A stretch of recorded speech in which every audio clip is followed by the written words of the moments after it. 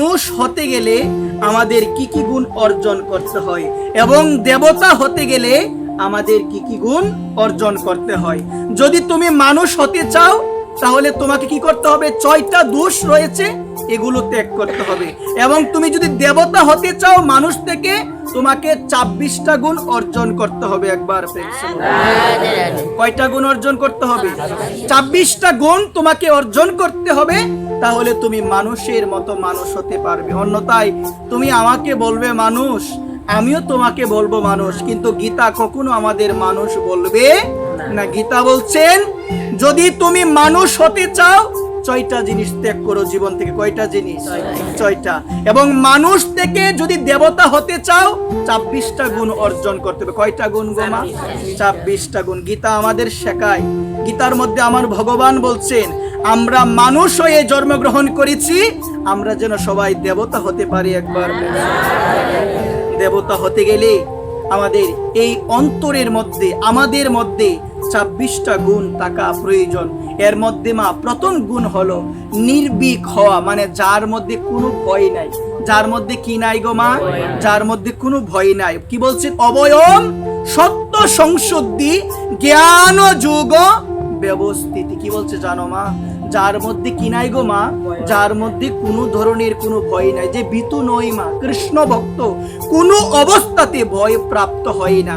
একজনের প্রতি অটুট বিশ্বাস সর্বদা তাকে। তিনি কে মা? ভগবান। ভগবান। জীবনে জ্বর জঞ্জা যতই আসুক না কেন মা, শ্রী শ্রী অনুকূল ঠাকুর তার একটা বাণীতে তিনি বলেছেন, জ্বর জঞ্জা যতই আসুক মনে রাখিস জোর, মাথায় আছেন দয়াল ঠাকুর ভাবনা কিবা তোর। একজন আছে আমার সঙ্গে মা, যিনি সর্বদা থাকবে, যিনি কখনো আমাকে ত্যাগ করে যাবে না, তিনি হলো ভগবান। তিনি কে গো মা? তিনি ভগবান। যারা কৃষ্ণ ভক্ত, যারা আমার রাধারানীর একান্ত নিষ্ঠাগত শুদ্ধ ভক্ত, তারা কোনো অবস্থাতে বিচলিত হয় না। একজনের প্রতি সর্বদা বিশ্বাস, তিনি হলো আমার ভগবান। একবার তিনি আমার ভগবান।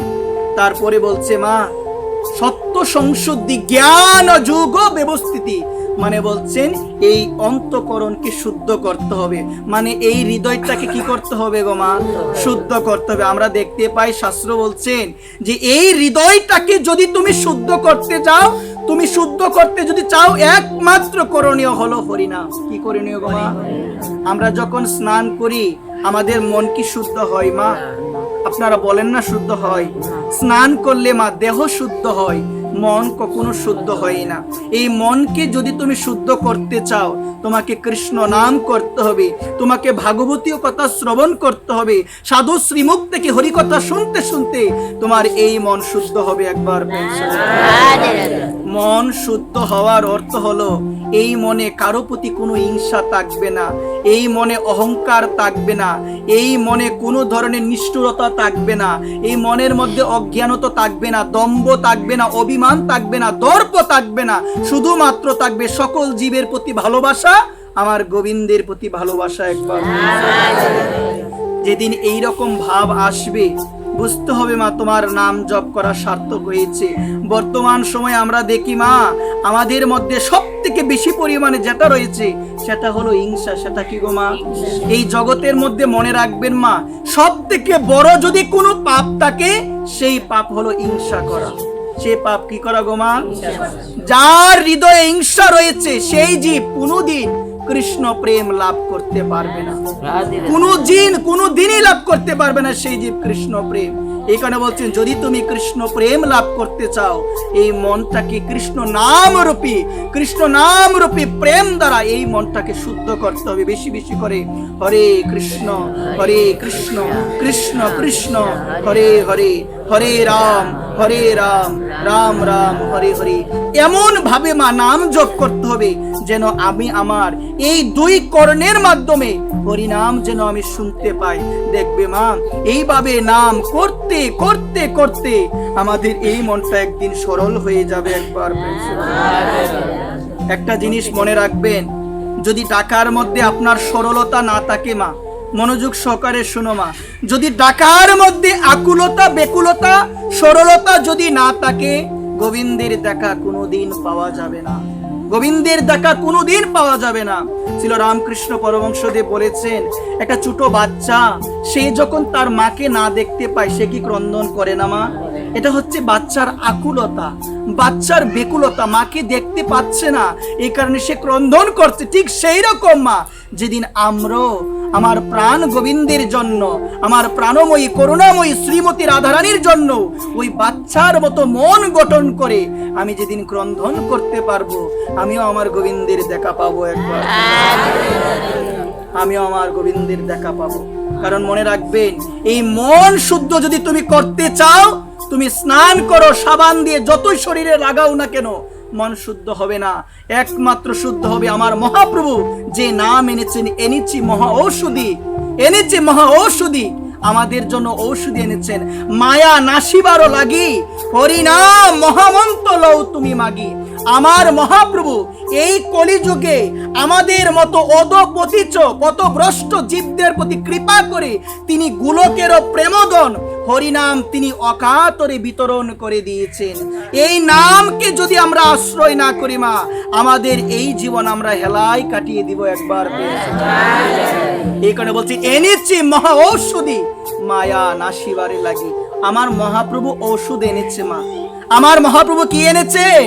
ওষুধ। এটা কোন রোগের ওষুধ গো মা? এটা হলো ভবরোগের ওষুধ। দেখবেন আমাদের যখন জাগতিক ভাবে কোনো রোগ হয়, আমরা ডাক্তারের কাছে যাই না মা? ডাক্তারের কাছে গিয়ে ডাক্তার আমাদের কি দেয় গো মা? আমাদের কথা শুনে আমাদের ওষুধ দেয়। অনেক সময় দেখা যায় অনেক সময় ওষুধগুলো ব্যর্থ হয় না গো মা? কিন্তু আমার মহাপ্রভু তিনি কলিযুগ পাবন অবতার শ্রীকৃষ্ণ চৈতন্য মহাপ্রভু যে মহা ঔষধ এনেছেন, এনেছে মহা ঔষধি মায়া নাশিবারও লাগি, হরিনাম মহামন্ত্র তুমি মাগি। যে ওষুধ এনেছেন এটা হলো অব্যর্থ, কখনো ব্যর্থ হবে না। এটা হলো ভবরোগ নিরাময়ের একমাত্র ওষুধ একবার। এটা কোন রোগ নিরাময়ের ওষুধ গো মা? ভবরোগ নিরাময়ের। আর বিষ্ণু পুরাণ শাস্ত্র বলছেন মা, আমরা সবাই হলাম রোগী। এই রোগটা ফ্যাশন নয় মা, এই রোগটা ডায়াবেটিস নয়, এই রোগটা কি গো মা? এই রোগটা হলো আমরা সবাই হলাম ভবরোগী।